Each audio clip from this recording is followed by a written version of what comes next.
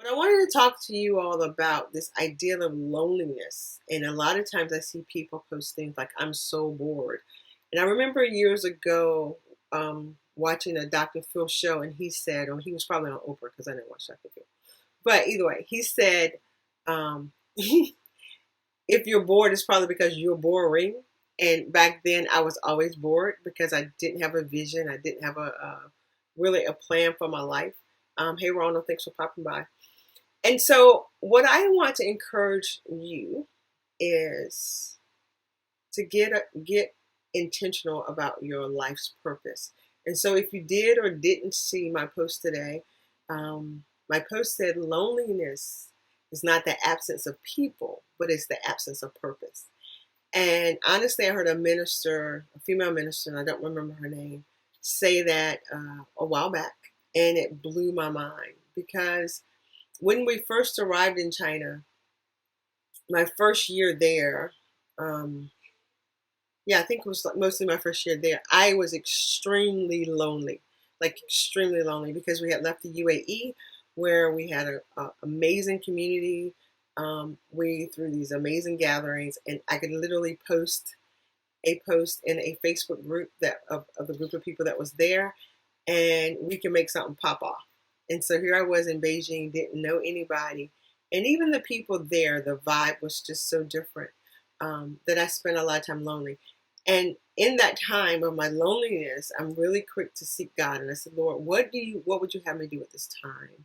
You know, I was fully convinced that it was His by His design that we was in China.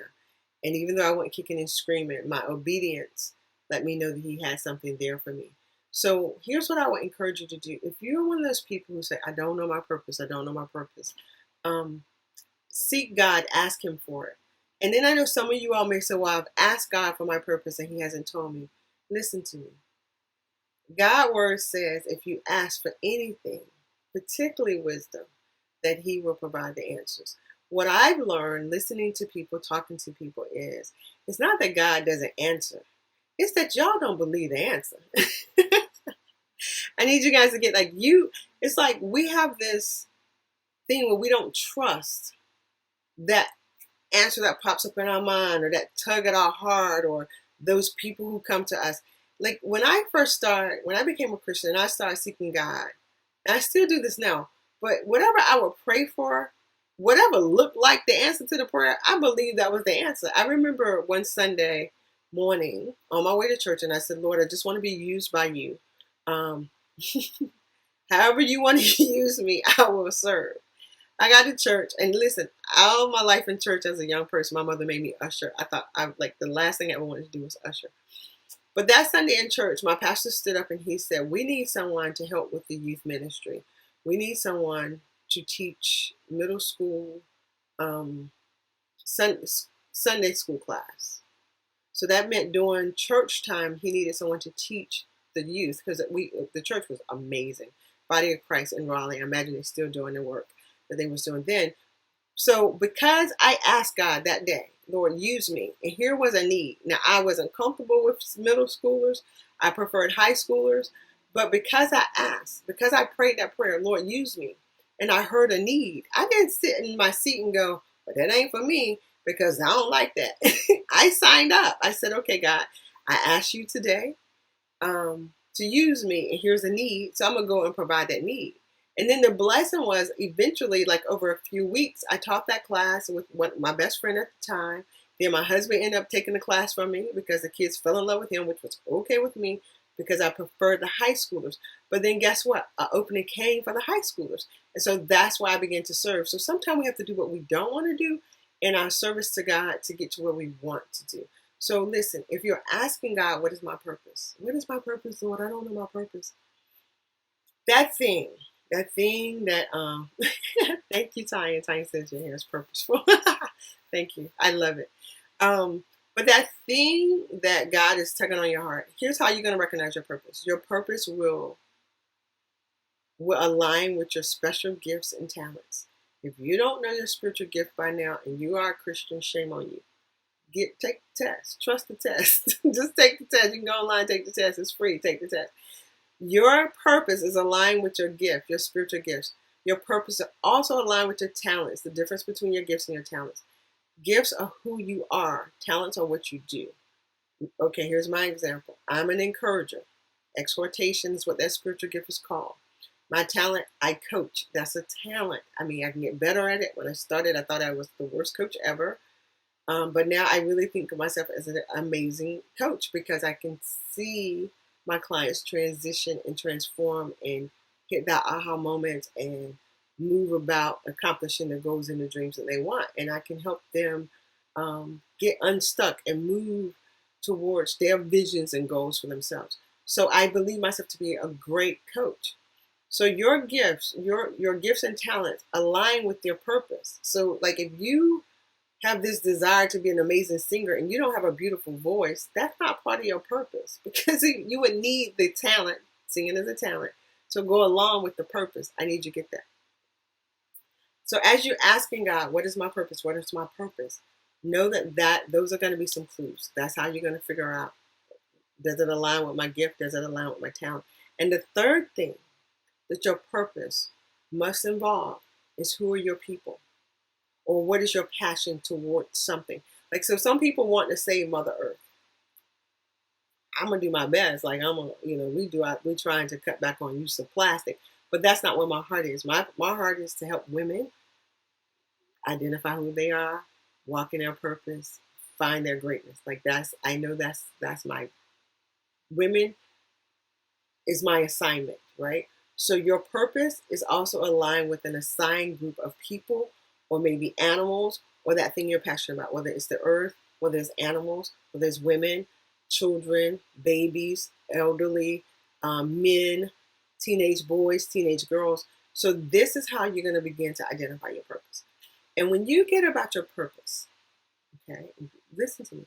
When you get about your purpose, being intentional about the decisions, the choices, the people you hang around, based on your calling and your purpose, you ain't got time to be lonely.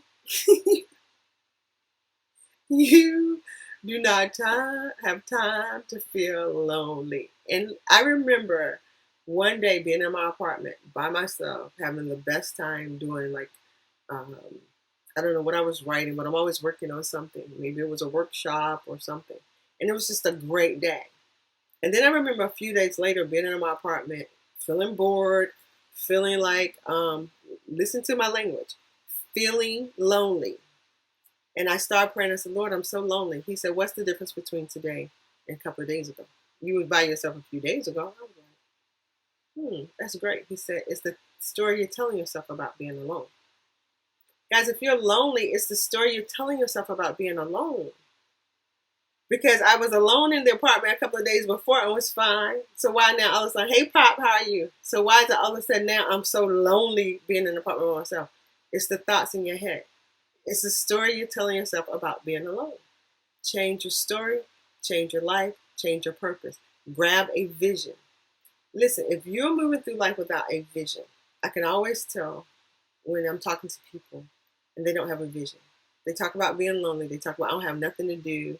They share about their sadness. They may share about, all I want to do is watch TV. Girl, I ain't got time. I'm just, well, what you doing? Nothing. When you're living that way, it's like you're waiting for something to happen in order for you to have something to do. What I want you to do is get to a place where you have a vision, where you're creating what you want. The thing that has really helped me, I'm doing great, Pop. I'd love to see you. The thing that has really helped me through this journey is this vision I have about establishing Very Thoughtful. And it keeps changing, it keeps turning, but Very Thoughtful has to happen. Very Thoughtful has to manifest into something way bigger than me. It has to have the workshops. It has to provide the service. It has to break down walls for people, for women. It has to provide wisdom and guidance and information. Very Thoughtful has to do that. That's the vision of it. That's the vision God has given me for it. So what do I have to do it? Right now, I'm working really hard to write a book. And I tell you guys, I don't think of myself as an author at all. I write. So I remember years ago, I heard Iyanla Vanzant say this. I thought it was beautiful. Thank you guys for the likes and the hearts. She said someone asked her, are you a writer who speaks, or are you a speaker who writes? And that resonated with me because I know that I'm a speaker who writes. And the only reason I write anything down is to give you up, put something in your hand so that you can continue to get whatever information that I have to give without me being present.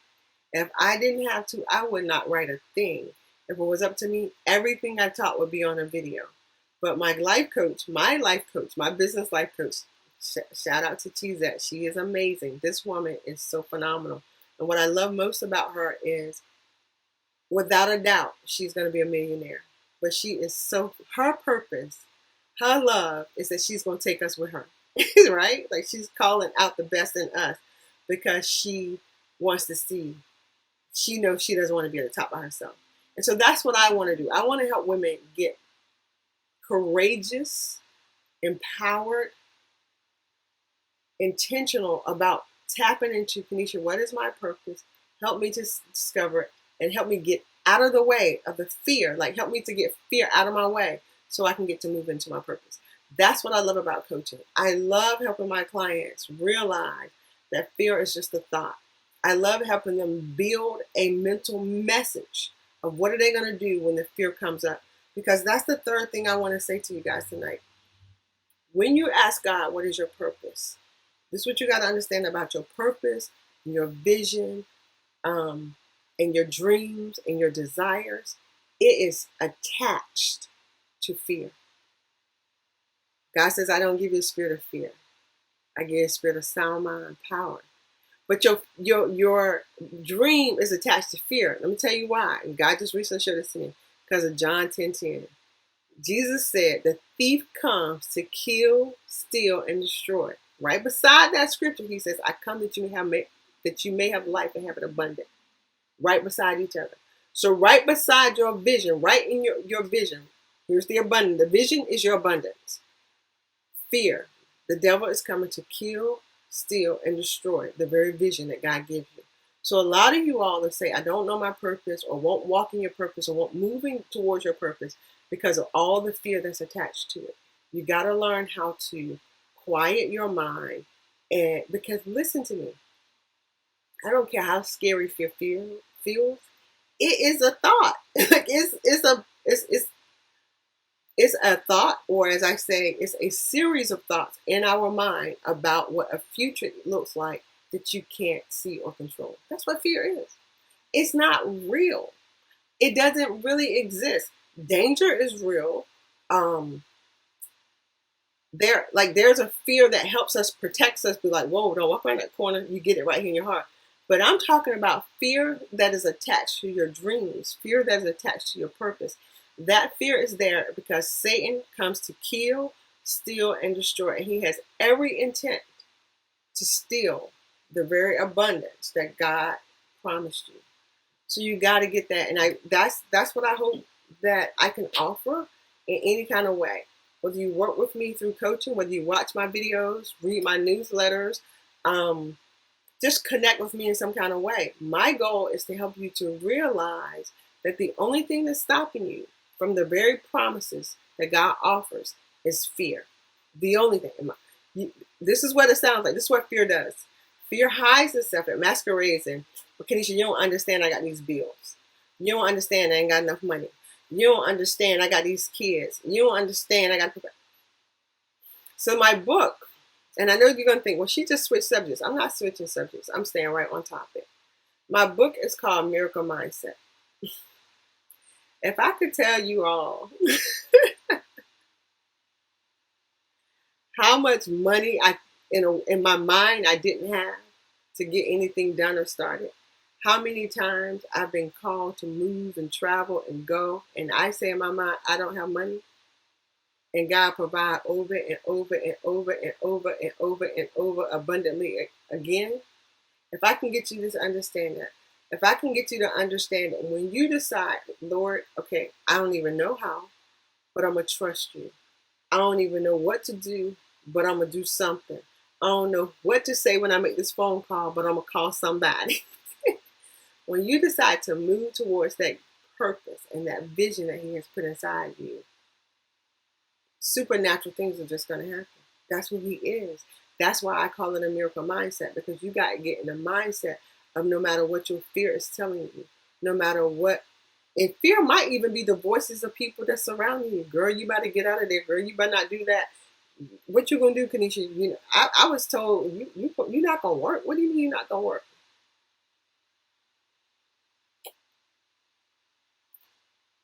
Miracle mindset. God said, okay.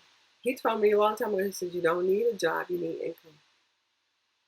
He just has provided ways for income to come in. Be very thoughtful. So I'm just saying for you all, whatever your vision, whatever your dream is, get to moving towards it. Loneliness is not the absence of people, it's the absence of purpose. And so if you get busy about your purpose, if you get busy about the vision, if you just get intentional about setting a vision for yourself, I promise you the loneliness will disappear, or you'll have moments of it instead of weeks of it or years of a lifetime of it. And you will begin to see and manifest all the things that Jesus said, when I came that you may have a life and have it more abundantly to the overflow. It's possible. I can't explain it. I don't know how and why God does what he does, but I know he does some amazing things. And then you will begin to learn and find out about opportunities that that don't make earthly sense. That's the only word I can say for it. I promise you all, the things that we have learned and encountered and found out and been exposed to, living and working abroad, it blows my mind. I'm like, there's people that'll pay you to do that. So trust the process. Get to moving. Set, that scripture that says, write the vision, make it plain. Make it plain for you. And then know that the scripture says, so that they may see and run with it. And my coach brought this. Hey, Stacey Mitchell. My coach brought this to my attention. She says, you got to write the vision so clear that we're in my business and very thoughtful. She says, I need you to write your vision so clear that when other people read your vision statement, they'll say, what can I do to make that vision come true? And that's how God will help me find my people, right? So where I am weak, he is strong, but he's going to send someone to help me with that stuff that I'm not super good at. I'll tell people anytime of the day, I'm an excellent life coach. And that's not to say that to boast. That's to say that because I care. I put in so much effort and time in learning my craft, and I see results. I struggle as a businesswoman, but I'm learning and I'm not giving up. And so know that your dream will not be easy. It is not. Your vision will not be easy because the devil is right there. He's attached to your dream because he's coming to kill, steal, and destroy. And if he can talk you out of it, if he can convince you that you're not worthy, that you're not smart enough, you're not good enough, girl, this ain't gonna ever work. Are you crazy? You've been working on this for all these years. You better go get a job. If he can convince you of all of those things, he can steal your dream right from you. And so right now, I know my dream is bigger than ever. And God has assured me, it doesn't make earthly sense, that he said your impact is going to be more than you even imagine. And that makes me cry to think about it, because I promise you all, there are days when I think to myself, Lord, it doesn't always feel like it's working. Lord, would you just do something? This week he said to me, Kanisha, your impact is going to be larger than you can ever imagine. So this is what I do every single day. And this is what I want you to do. When you begin, if you already live in your vision and your purpose, keep going. If it doesn't feel like it's working, don't give up. Make what I call dream deposits every single day.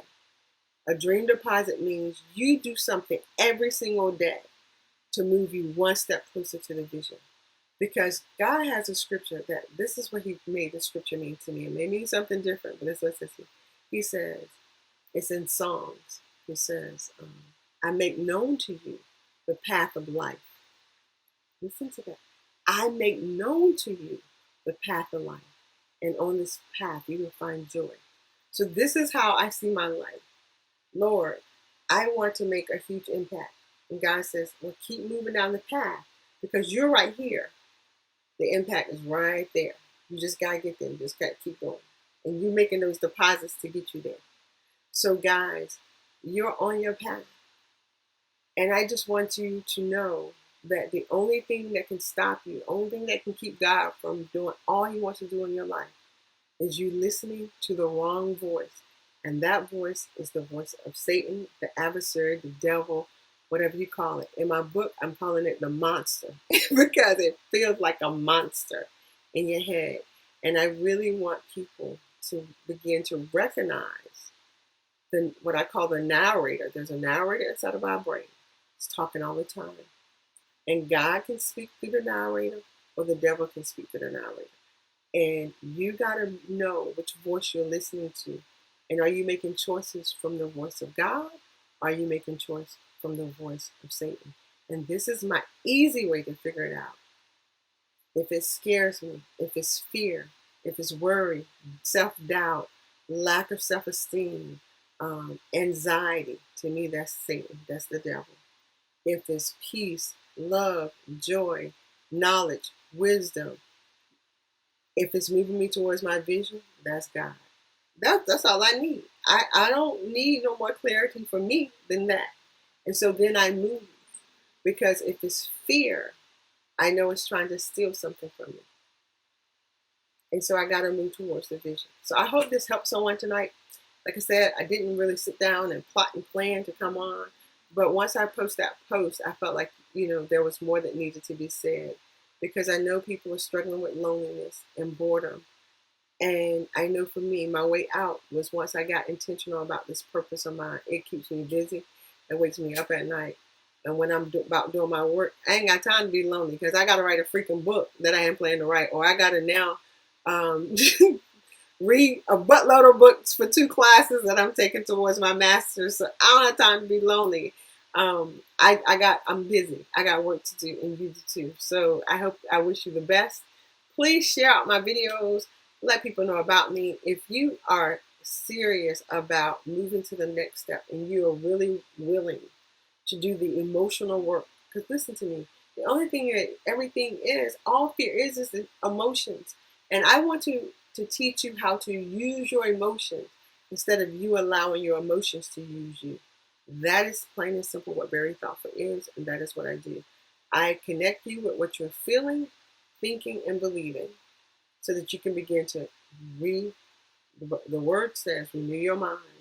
Because when you renew your mind, you begin to renew your feelings and emotions, and you can choose better decisions. That's it. So thanks again for watching. I am Kenesha Berry with the Very Thoughtful Moments with VeryThoughtfulLife.com.